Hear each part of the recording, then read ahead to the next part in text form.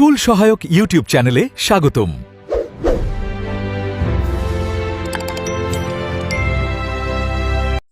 নমস্কার সবাইকে স্বাগতম জানাই স্কুল সহায়ক ইউটিউব চ্যানেলের আরেকটি নতুন ভিডিওতে। আজকের ভিডিওটিতে আলোচনা করতে যাচ্ছি, ইতিমধ্যে আমরা সবাই জানি যে ক্লাস 11-এর রেজিস্ট্রেশন কিন্তু শুরু হয়ে গেছে। তো আজকে আমি সেটাই আলোচনা করব এবং দেখাবো লাইভ কিভাবে রেজিস্ট্রেশন করতে হয়। প্রথমেই আমাদের যেতে হবে ফর্ম অপশনে, সেখান থেকে স্কুল অ্যাপ্লিকেশন এই অপশনটিতে ক্লিক করতে হবে। এরপরে এখান থেকে আমাদেরকে বেছে নিতে হবে ইম্পোর্ট বাংলা শিক্ষা ডেটা, এই অপশনটিতে ক্লিক করতে হবে। এবার দেখতে পাচ্ছেন এখানে ডান দিকে রয়েছে বাংলা শিক্ষা ইম্পোর্ট বাংলা শিক্ষার ডাটা, সেখানে ক্লিক করলে কিন্তু সমস্ত স্টুডেন্টের ডেটাটা এখানে কিন্তু চলে আসবে। একবারে সমস্ত কিছু আসবে না, 50 জন করে স্টুডেন্ট একবারে আসে। তো এইভাবে কিন্তু আপনারা করে নিতে পারেন। এরপরে স্টুডেন্টের এগেনস্টে দেখেন প্রত্যেকটি স্টুডেন্টসের এগেনস্টে রয়েছে রেজিস্টার, এই অপশনটিতে ক্লিক করে দিলে তার বেসিক ইনফরমেশনগুলো দেখা যাবে। এখানে বেসিক ইনফরমেশন সব কিছু দেখতে হবে, যদি ঠিকঠাক থাকে অল ওকে করে দিয়ে নেক্সট অপশানে ক্লিক করতে হবে। এরপরে দ্বিতীয় পেজটি খুলে যাবে।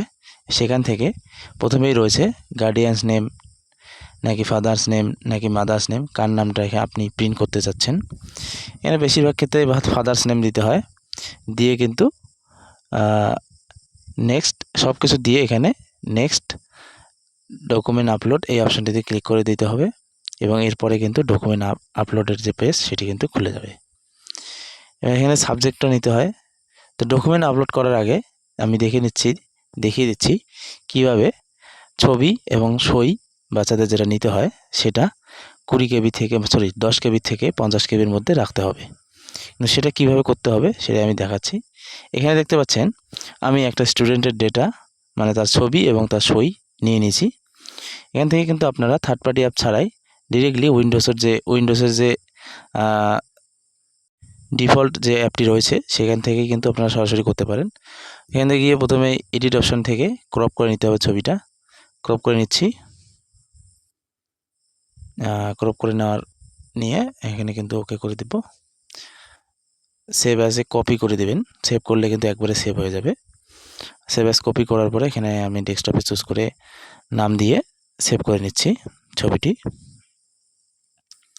এবার দেখাচ্ছি এই ছবিটি কিন্তু আমাদের সাইজ মতো হয় নাই। তো প্রথমে 3 ডটে ক্লিক করে রিসার্চ ইমেজ অপশানে ক্লিক করে এখান থেকে কিন্তু আমরা সাইজ দেখতে পাচ্ছি 8 KB হয়েছে। এটা যখন আমি বাড়াই দেবো তখন কিন্তু আস্তে আস্তে এখানে ওর সাইজটাও কিন্তু বেড়ে যাবে। এবার আপনি আবার সুন্দর করে সেভ অপশানে ক্লিক করে দেবো, তাহলে সেভ হয়ে যাবে। একইভাবে আমাদের কিন্তু সইও এই সেমভাবেই করতে হবে। এরপরে কিন্তু আপলোড আমরা করতে পারবো, তা না হলে কিন্তু সরাসরি আপলোড করা যাচ্ছে না। ধন্যবাদ সকলকে ভিডিওটি সম্পূর্ণ দেখার জন্য। আজকের ভিডিওটি এই পর্যন্তই, দেখা হচ্ছে পরবর্তী কোনো এরকম ভিডিও নিয়ে। তার আগে যদি আমার চ্যানেলে নতুন হয়ে থাকেন তাহলে অবশ্যই চ্যানেলটিকে সাবস্ক্রাইব করে দিবেন এবং এই ভিডিওটি যদি ভালো লেগে থাকে তাহলে ভিডিওটিতে একটি লাইক করে দিয়ে চ্যানেলটিকে সাবস্ক্রাইব করে দেবেন। ধন্যবাদ।